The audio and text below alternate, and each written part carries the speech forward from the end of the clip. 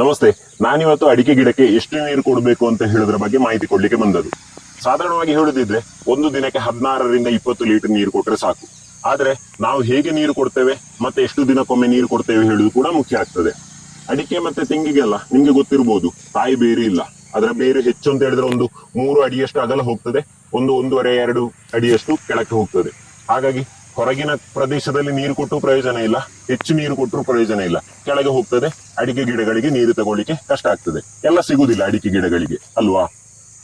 ನಿಮ್ಮ ನೀರಾವರಿ ವ್ಯವಸ್ಥೆ ಯಾವ ರೀತಿ ಬೇಕಾದ್ರೂ ಇರಲಿ, ಆದ್ರೆ ಕೊಡುವಂತ ನೀರಿನ ಪ್ರಮಾಣ ಮಿತವಾಗಿರಲಿ. ನಿಮ್ಮಲ್ಲಿ ಡ್ರಿಪ್ ಇರಿಗೇಷನ್ ಇರ್ಬೋದು, ಸ್ಪ್ರೇಜೆಟ್ ಇರಿಗೇಷನ್ ಇರ್ಬೋದು, ಮೈಕ್ರೋ ಸ್ಪ್ರಿಂಕ್ಲರ್ ಇರ್ಬೋದು, ಸ್ಪ್ರಿಂಕ್ಲರ್ ಇರಿಗೇಷನ್ ಇರ್ಬೋದು, ಎಲ್ಲದರಲ್ಲಿಯೂ ನೀರು ಹೋಗುವಂತ ಪ್ರಮಾಣ ಬೇರೆ ಬೇರೆ ರೀತಿ ಇರ್ತದೆ. ಡ್ರಿಪ್ ಇರಿಗೇಷನ್ ಅಲ್ಲಿ 1 ಗಂಟೆಗೆ 1/2 ಲೀಟರ್ ಇಂದ ಹಿಡಿದು 24 ಲೀಟರ್ ತನಕದ್ದು ಬರ್ತದೆ. ಸ್ಪ್ರೇಜೆಟ್ ಇರಿಗೇಷನ್ ಅಲ್ಲಿ 20 ಲೀಟರ್ ಇಂದ ಹಿಡಿದು 180 ಲೀಟರ್ ತನಕದ್ದು ಇದೆ. ಮೈಕ್ರೋ ಸ್ಪ್ರಿಂಕ್ಲರ್ ಅಲ್ಲಿ 65 ಲೀಟರ್ ಇಂದ ಹಿಡಿದು 300 ಲೀಟರ್ ತನಕದ್ದು ಇದೆ. ಸ್ಪ್ರಿಂಕ್ಲರ್ ಇರಿಗೇಷನ್ ಅಲ್ಲಿ ಗಂಟೆಗೆ 310 ಲೀಟರ್ ಇಂದ ಹಿಡಿದು 2500 ಲೀಟರ್ ಹೋಗುವಂತದ್ದು ಇದೆ.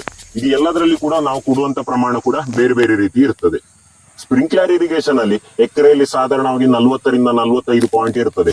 ನಾವು ಮಾಮೂಲಾಗಿ ಉಪಯೋಗ ಮಾಡೋ ಸ್ಪ್ರಿಂಕ್ಲರ್ ಗಂಟೆಗೆ 1750 ಲೀಟರ್ ಹೋಗ್ತದೆ ಅಂತ ಹೇಳಿದ್ರೆ, ಒಂದು ಎಕರೆಯಲ್ಲಿ 500 ಗಿಡ ಆದ್ರೆ 75,000 ಲೀಟರ್ ನೀರು ಕೊಟ್ಟಾಗ ಆಯ್ತು. ನಾವು ಗಂಟೆಗೆ 500 ಗಿಡಕ್ಕಾಗುವಾಗ 150 ಲೀಟರ್ ಒಂದು ಗಿಡಕ್ಕೆ ಸಿಗ್ತದೆ. ನಾವು ದಿನಕ್ಕೆ 2ರಿಂದ 3 ಗಂಟೆ ಕೊಡ್ತೇವೆ. ಎಷ್ಟು ನೀರಾಯ್ತು ನೋಡಿ ಅಲ್ವಾ? ಅಡಿಕೆಯನ್ನು ಬೇರೆ ಬೇರೆ ಪ್ರದೇಶದಲ್ಲಿ ಬೆಳಿತಾರೆ. ಅದೇ ರೀತಿ ಹಲವು ತಳಿಗಳ ಅಡಿಕೆಗಳು ಕೂಡ ಇದೆ. ಒಬ್ಬನೇ ಕೃಷಿಕ ಗದ್ದೆಯಲ್ಲಿ ಬೆಳಿತಾನೆ, ಗುಡ್ಡದಲ್ಲಿ ಬೆಳಿತಾನೆ. ಎಲ್ಲದಕ್ಕೂ ಒಂದೇ ರೀತಿ ನೀರು ಕೊಟ್ರೆ ಆಗುದಿಲ್ಲ. ಅದೇ ರೀತಿ ಎಲ್ಲಾ ಸಮಯದಲ್ಲಿ ಒಂದೇ ರೀತಿ ನೀರು ಕೊಟ್ರೆ ಆಗುದಿಲ್ಲ. ಬೇಸಿಗೆ ಕಾಲದಲ್ಲಿ ಸ್ವಲ್ಪ ಹೆಚ್ಚು ಕೊಡಬೇಕಾಗ್ತದೆ. ನಾವು ಮಾಡುವ ತಪ್ಪು ಅಂತ ಹೇಳಿದ್ರೆ, ನಾವು ನೀರು ಸಾಕಷ್ಟು ಇರುವಾಗ ನೀರು ಜಾಸ್ತಿ ಕೊಡ್ತೇವೆ. ಬೇಸಿಗೆ ಬಂದಷ್ಟು ನೀರು ಕೆಳಗೆ ಹೋಗುವ ಸಮಯದಲ್ಲಿ ನಾವು ನೀರು ಕಡಿಮೆ ಕೊಡ್ತೇವೆ. ಅಷ್ಟಾಗುವಾಗ ಗಿಡಗಳಿಗೆ ತೊಂದರೆ ಆಗ್ತದೆ. ನೀರು ಬೇಕಾದಷ್ಟೇ, ಅಗತ್ಯವಿದ್ದಷ್ಟೇ ಕೊಟ್ರೆ ಆ ಜಾಗದಲ್ಲಿ ತೇವಾಂಶ ಸರಿಯಾಗಿರ್ತದೆ. ಕೊಟ್ಟ ಎಲ್ಲ ಪೋಷಕಾಂಶಗಳು ಅಡಿಕೆಗೆ ಹೀರಿಕೊಳ್ಳಿಕ್ಕೆ ಸರಿಯಾಗ್ತದೆ. ಲೆಕ್ಕಕ್ಕಿಂತ ಹೆಚ್ಚು ನೀರು ಕೊಟ್ರೆ ಜಾಗ ಎಲ್ಲ ಅಗತ್ಯಕ್ಕಿಂತ ಜಾಸ್ತಿ ಒದ್ದೆಯಾಗಿ ರೋಗ ಬರುವ ಸಂಭವ ಕೂಡ ಜಾಸ್ತಿ ಆಗ್ತದೆ. ಡ್ರಿಪ್ ಇರಿಗೇಷನ್ ಉಪಯೋಗ ಮಾಡಿ ಅನೇಕ ಕೃಷಿಕರು ದಿನಕ್ಕೆ ಕೇವಲ 8ರಿಂದ 12 ಲೀಟರ್ ನೀರು ಕೊಟ್ಟು ಒಳ್ಳೆಯ ಫಸಲು ಪಡೆಯುವವರಿದ್ದಾರೆ. ಅಡಿಕೆ ಗಿಡ ಹೆಚ್ಚು ಅಂತ ಹೇಳಿದ್ರೆ ಒಂದು 3ರಿಂದ 4 ಲೀಟರ್ ನೀರು ಕುಡಿಬಹುದು. ಉಳಿದ ಅಷ್ಟು ನೀರು ಕೂಡ ನಾವು ಕುಡಿದು ಆ ಜಾಗದಲ್ಲಿ ತೇವಾಂಶ ಇರಲಿ ಅಂತ ಹೇಳಿ. ಆದ್ರೆ ಅಡಿಕೆ ಮರ ಸ್ವಲ್ಪ ಹೆಚ್ಚು ಕುಡಿಬಹುದು, 10ರಿಂದ 12 ಲೀಟರ್ ನೀರು ಕುಡಿಬಹುದು. ಉಳಿದ ನೀರನ್ನು ನಾವು ಆ ಜಾಗದಲ್ಲಿ ತೇವಾಂಶ ಕಾಪಾಡಿಕೊಳ್ಳಲು ಕೊಡಬೇಕಾಗ್ತದೆ.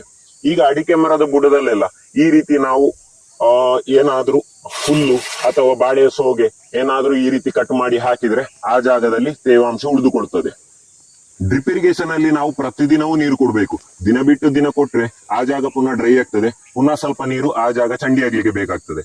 ಹಾಗಾಗಿ ನೀರು ನಿಯಮಿತವಾಗಿ ಪ್ರತಿದಿನವೂ ಇರಲಿ. ಸ್ಪ್ರಿಂಕ್ಲರ್ ಇರಿಗೇಷನ್ ಅಲ್ಲಿ ಹಾಗಲ್ಲ, ಒಂದು ದಿನ ಬಿಟ್ಟು ದಿನ ಕೊಟ್ಟರು ತೊಂದರೆ ಇಲ್ಲ, ವಾರಕ್ಕೊಂದು 2-3 ದಿನ ಕೊಟ್ಟರು ತೊಂದರೆ ಇಲ್ಲ.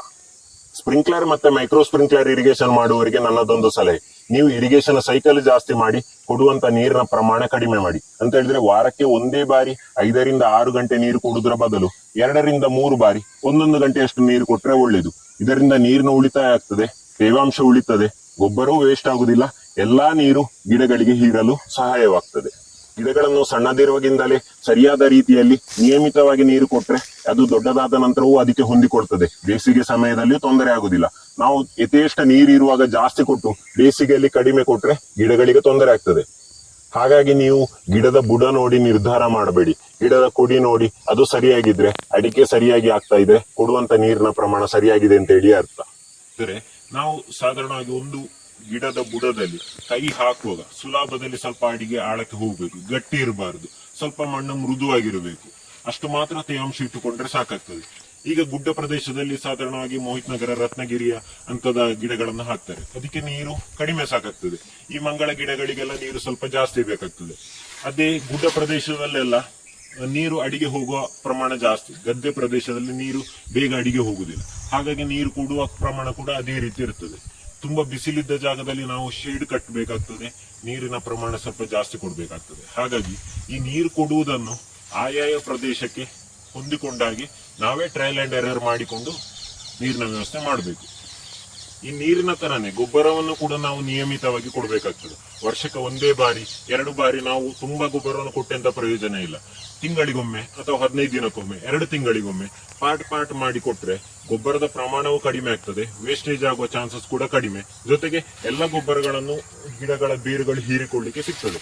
ಹಾಗಾಗಿ ಖಂಡಿತವಾಗಿ ಕೂಡ ನಿಯಮಿತವಾಗಿ ಗೊಬ್ಬರ ಮತ್ತೆ ನೀರನ್ನು ಕೊಟ್ರೆ ಗಿಡದ ಬೆಳವಣಿಗೆ ಚೆನ್ನಾಗಿ ಆಗ್ತದೆ. ಮತ್ತೆ ಈಗ ಕೆಲವರಿಗೆ ಅಥವಾ ಹೆಚ್ಚಿನ ಕೃಷಿಕರ ತೋಟ ಅಡಿಕೆ ಗಿಡಗಳೆಲ್ಲ ಹಳದಿಯಾಗಿರ್ಬೋದು. ಅದು ಯಾವ ತೊಂದರೆ ಕೂಡ ಅಲ್ಲ, ಅದು ಯಾವ ರೋಗ ಲಕ್ಷಣ ಕೂಡ ಅಲ್ಲ. ಯಾಕಂತ ಹೇಳಿದ್ರೆ ಈ ವರ್ಷದ ನಮ್ಮ ಹವಾಮಾನವೇ ಹಾಗಿತ್ತು. ಸಾಧಾರಣ ಜನವರಿ ಫೆಬ್ರವರಿ ಸಮಯದಲ್ಲಿ ಚಳಿ ಸಿಕ್ಕಾಪಟ್ಟೆ ಇತ್ತು. ಬೆಳಿಗ್ಗೆ ತುಂಬಾ ಚಳಿ, ಮಧ್ಯಾಹ್ನದ ಕೂಡಲೇ ತುಂಬಾ ಬಿಸಿಲಿರ್ತದೆ. ಬೆಳಿಗ್ಗೆ ಈ ಹನಿ ಹಿಮ ಅಂತ ಹೇಳ್ತೇವಲ್ಲ, ಮೈಂದು, ಅದು ಎಲೆಗಳ ಮೇಲೆ ಬಿದ್ದಿರ್ತದೆ. ಅದನಂತರ ತುಂಬಾ ಬಿಸಿಲಿದ್ದ ಕೂಡಲೇ ಅದು ಹಳದಿ ಆಗ್ತದೆ. ಹೇಳಿದ್ರೆ ಕಾವಲಿಗೆಗೆ ನೀರು ಹಾಕಿದಾಗ ಆಗ್ತದೆ ನೋಡಿ, ಬಿಸಿಯಾದ ಕಾವಲಿಗೆಗೆ ಅದು ಖಾರ ಜಾಸ್ತಿ. ಹಾಗಾಗಿ ಗಿಡಗಳು ಹಳದಿ ಆಗುದು.